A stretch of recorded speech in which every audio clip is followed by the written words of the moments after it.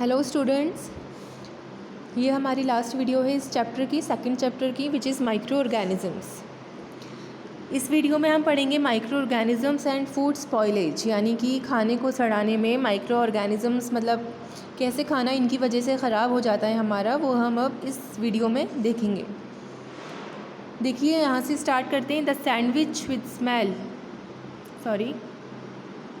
Maya has forgotten a sandwich inside her tiffin box kept in her school bag throughout the weekend। अब देखिए यहाँ एक आपको example दिया गया है समझाने के लिए कि कैसे हमारा खाना ख़राब हो जाता है इन माइक्रो ऑर्गेनिजम्स की वजह से। हम हमारी पहले की 4 वीडियोज़ के अंदर इनसे होने वाली बीमारियाँ देख चुके हैं, यूज़फुल और हार्मफुल माइक्रो ऑर्गेनिजम्स के बारे में डिटेल में पढ़ चुके हैं हम हमारी प्रीवियस 4 वीडियोज़ में। अब हम फूड स्पॉइलेज के बारे में पढ़ेंगे कि ये खाने को कैसे ख़राब करते हैं। तो यहाँ आपको एक एग्ज़ाम्पल दिया गया है कि माया है जिसने अपना क्या करा, जो उसका लंच बॉक्स था जिसमें एक सैंडविच था, वो क्या करती है अपने स्कूल बैग में भूल जाती है पूरा एक वीकेंड, पूरे 7 दिन तक।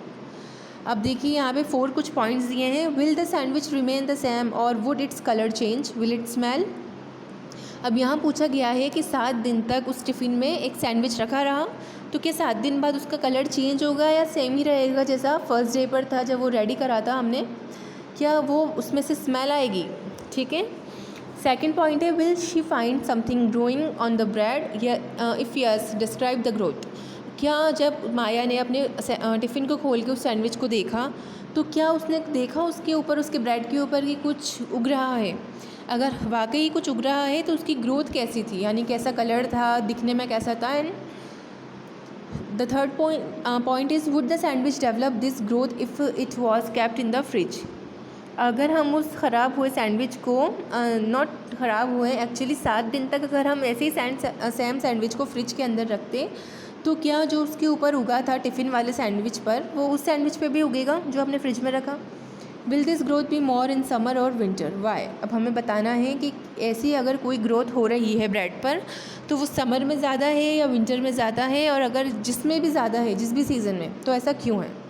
The sandwich will smell and there will be a greyish white growth on it. अब देखो जो सैंडविच है उसमें से स्मेल आएगी, गंदी बदबू आएगी, और उसके ऊपर क्या होगा, कुछ ग्रेइश वाइट कलर का उगने लगेगा। This growth is actually A fungus called bread mould and it will spoil the bread. अब वो जो ग्रोथ हुई है उसके ऊपर वो क्या है, ब्रेड मोल्ड है।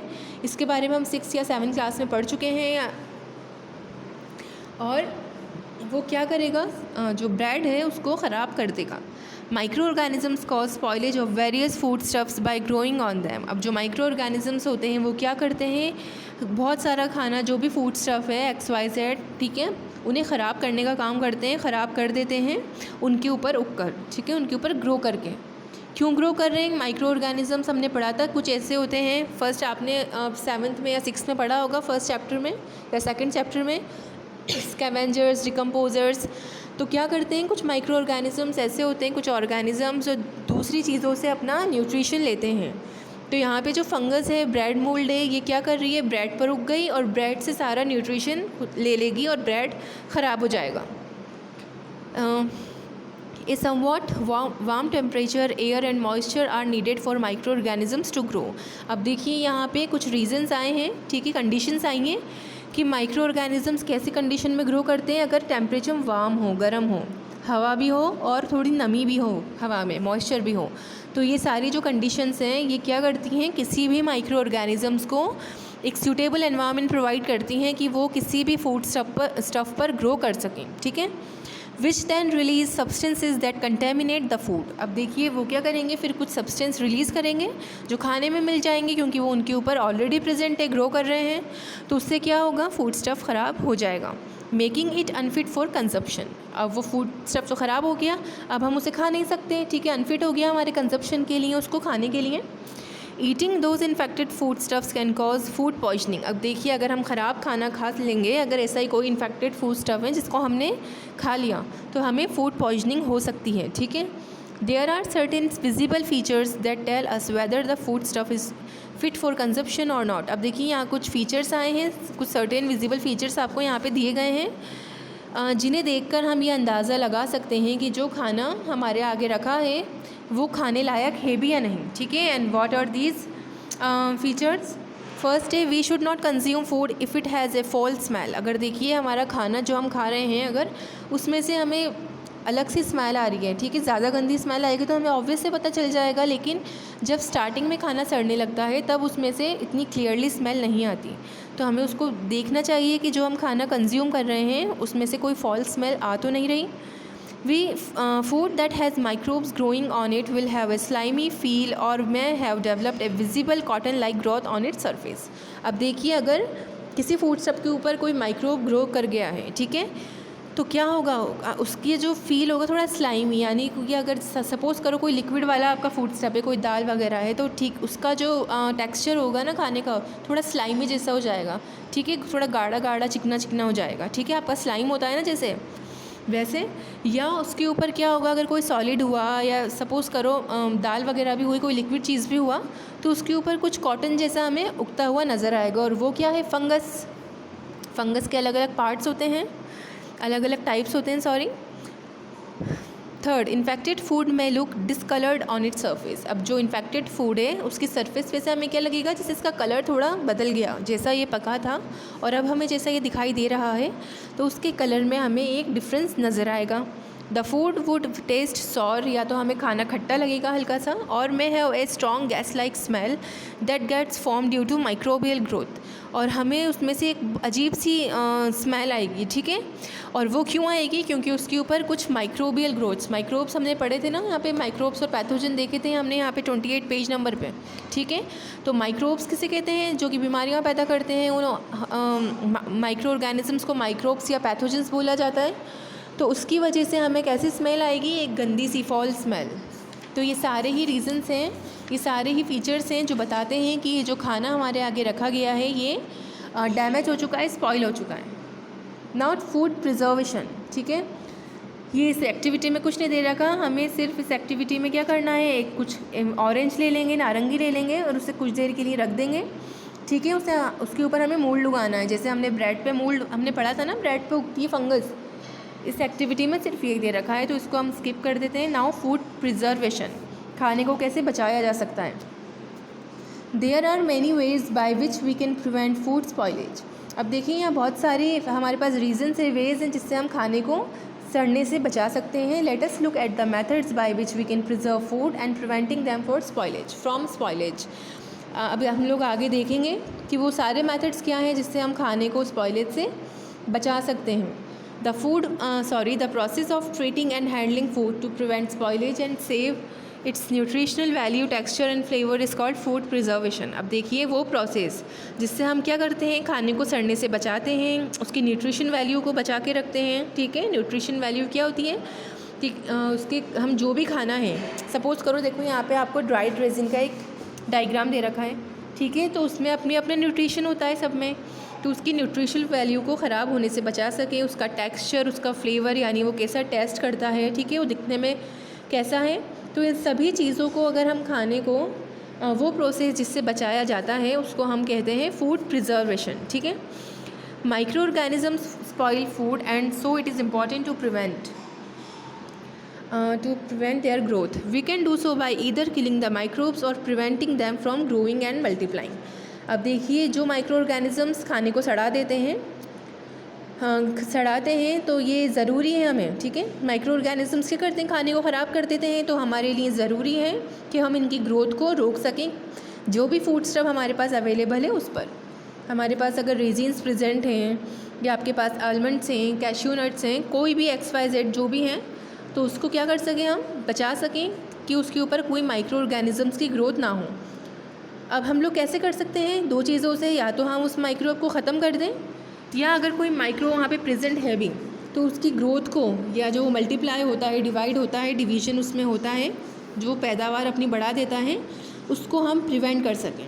There are many methods by which food can be preserved and different methods are used for preventing different types of food. अब देखिए यहाँ बहुत सारे मेथड्स दिए गए हैं जिससे हम खाने को बचा सकते हैं, और अलग अलग खाने को कैसे बचाया जाता है इसके भी कुछ प्रिवेंटिव मेजर्स दे रखे हैं। फर्स्ट है boiling. Existing microbes in foods can be killed if we boil the food at high temperatures. We boil milk to preserve it. अब देखिए जो माइक्रोब्स, हम लोग देखो मिल्क लेते हैं ना, जो दूध हमें मिलता है, जो दूध वाले भैया हमें दूध देते हैं, या आप थैलियों में भी जो डेयरी से, सरस डेयरी से, कहीं से अमूल का कोई दूध ला रहे हो, तो आपने नोटिस करा होगा हमारी जो पेरेंट्स हैं, हमारी मदर्स हैं, वो उसे सबसे पहले बॉईल करती हैं। तो बॉईल करने का रीज़न क्या है कि उस मिल्क के अंदर अगर कोई माइक्रो ऑर्गेनिज़म्स कुछ है, प्रेजेंट है, तो वो गर्म होने की वजह से दूध, जो हमने दूध को गर्म करा है, उससे वो मर जाए। We boil milk to preserve it, ठीक है। हम लोग क्या करते हैं, उसको प्रिजर्व करने के लिए करते हैं, क्योंकि माइक्रो ऑर्गेनिजम्स ख़त्म उसमें से बॉईल करने पे, तो क्या होगा, दूध बच सकेगा। 1 दिन 2 दिन चल जाता है, आप बिना दूध उबाले ऐसे ही रख दो, शाम तक ख़राब हो जाएगा। क्यों ख़राब हो जाएगा? क्योंकि माइक्रो ऑर्गेनिजम्स प्रेजेंट है उसके अंदर, एवरीवेयर प्रेजेंट है माइक्रो ऑर्गेनिजम्स हर जगह, तो वो उस दूध को ख़राब कर देंगे। Dehydration, if we remove water from food items they can be stored for a longer time. अगर हम किसी भी खाने के आइटम में से पानी को रिमूव कर दें जो उसमें प्रेजेंट है, ठीक है, तो पानी के रिमूवल को डिहाइड्रेशन बोलते हैं। तो इस प्रोसेस से भी हम उस खाने को लंबे समय के लिए बचा के रख सकते हैं, स्टोर करके रख सकते हैं। As water is not available, microbes do not multiply. अब देखिए, जैसे उसमें से पानी निकाल दिया हमने फूड आइटम में से, तो उसकी वजह से क्या होगा, जो माइक्रोब उसमें प्रेजेंट है वो मल्टीप्लाई नहीं कर सकेगा, यानी 1 से 2, 2 से 4, 4 से 8 नहीं हो पाएंगे। The process of removing water and drawing up A food stuff is called dehydration. अब देखिए, वो प्रोसेस जिससे हम वाटर को रिमूव करते हैं और खाने को सुखा के रखते हैं, सुखा देते हैं, उसमें से सारा पानी निकाल देते हैं, इस प्रोसेस को कहते हैं dehydration. Cereals and pulses are generally dried under the sun to preserve them. अब जो भी सीरियल्स और पल्सेस होती हैं, आपके दाल वगैरह, गेहूं के दाने, चावल के दाने, इन सब को क्या करा जाता है, पहले धूप में सुखाया जाता है ताकि हम उसे प्रिजर्व कर सकें, by removing the moisture present in them. Nuts, chips and some dry fruits such as grapes are dried and preserved by the process of dehydration.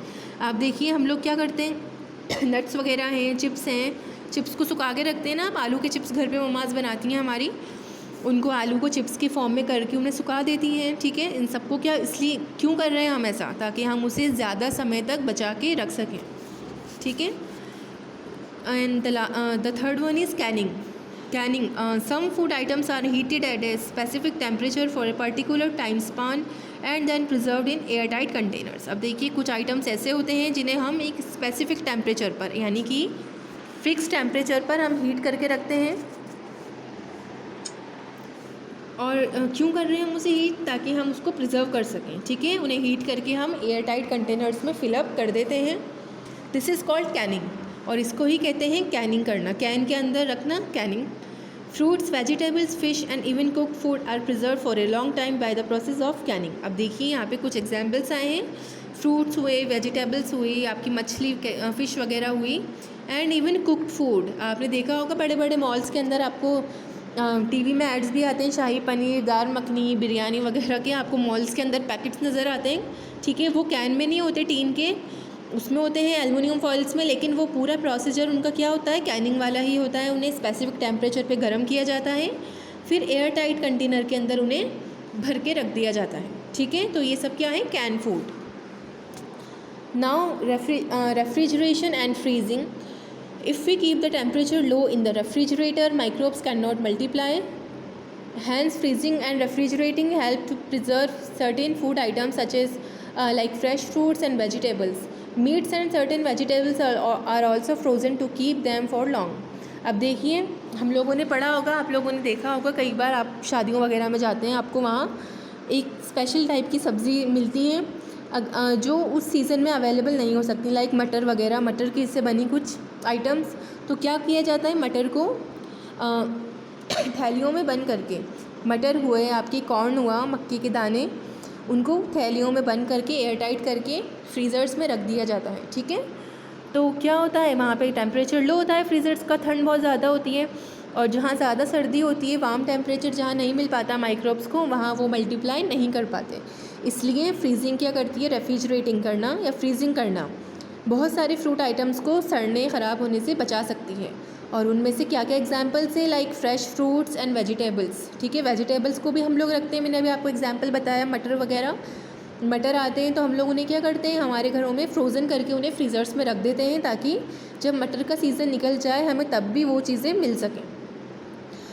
Adding chemicals certain chemicals can be added to food to preserve their nutritive value for a long time. अब देखिए हम लोग क्या कर रहे हैं, कई बार खाने के आइटम्स में कुछ केमिकल्स भी डाल देते हैं, गैसेस डाल देते हैं ताकि उनकी न्यूट्रिटिव वैल्यू यानी उनके अंदर जो न्यूट्रिशन प्रेजेंट है वो ख़राब ना हो, कम ना हो, बना रहे।